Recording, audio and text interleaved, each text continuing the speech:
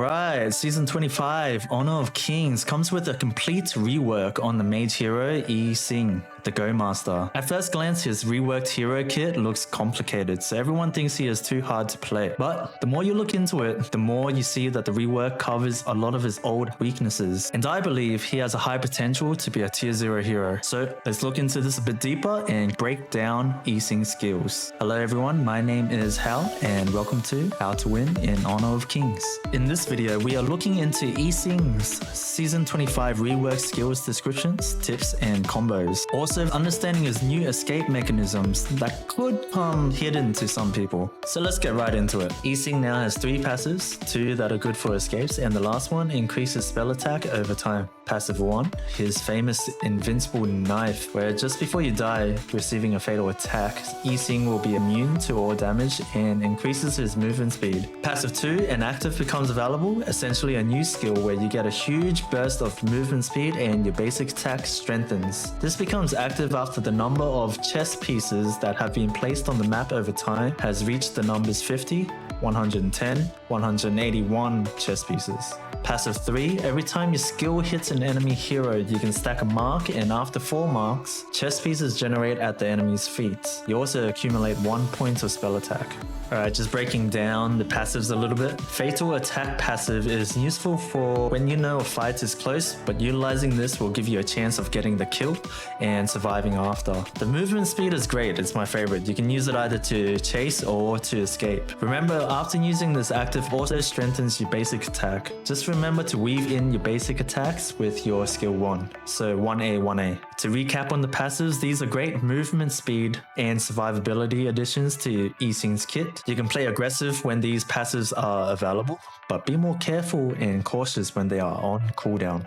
Okay, that was a lot, just for his passives. But we still got 3 skills to go through, so let's have a look into skill 1. Skill 1 releases a chess piece towards a designated location, causing spell damage and providing vision. A chess piece is stored every 6 seconds, up to 2 pieces. Now skill 1 also has an interaction with skill 2. Upon wherever you place skill 2, attracts any chess piece placed before or after to fly into the center chess array. This causes line spell damage and a 50% slow to enemies hit. Some tips for skill 1. You can place chess pieces in brushes to use for vision. Placing a few chess pieces before using skill 2 will add extra damage. It's good to use for situations like sieging under tower. Moving on to skill 2, which has changed from old Yi Xing, where it now has 2 active stages. First stage, release a chess array to a designated location, which causes spell damage. Second stage, activate the skill again in the desired direction to knock up enemies. Now, at its max range, if you pass the edge of the chess array, you gain a movement speed increase, which you can get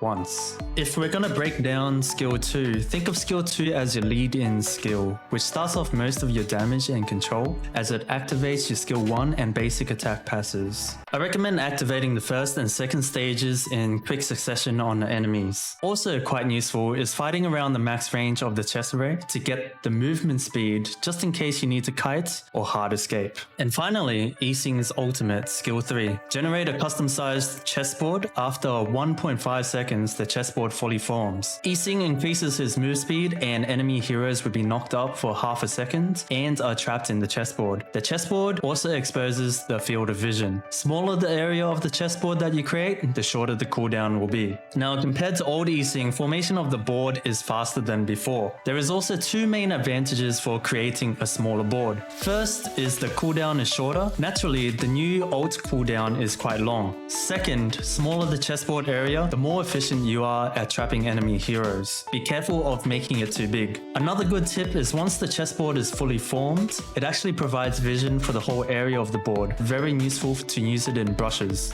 So that was all the passives and skills. There's a lot going on in his hero kit as you can see, but I also compiled the next section into 2 areas of importance to apply them into the game. First is combos to max out your damage. Second is to know your escape mechanisms. Alright, with combos, there is a main skill passage that you need to group together, and that is 2-2, 1A, 1A. Using 2 twice triggers your initial and follow-up damage from skill 1, where it sets up the chest array. Weave in basic attacks because they are enhanced from your passive. Skill 3 you can use before or after using 2. Using it first allows you time to set up the chessboard up. Using it after 2-2 gives a little bit more chance of guaranteeing the enemies are trapped because of the extra knock-up from skill 2's second stage. Now, any hero with no dashes, it's important to recognize your escape options before all your fights. There are 4 built-in escape mechanisms in Yixing's hero kits. 1. Crossing the maximum range of skill 2 for a movement speed increase.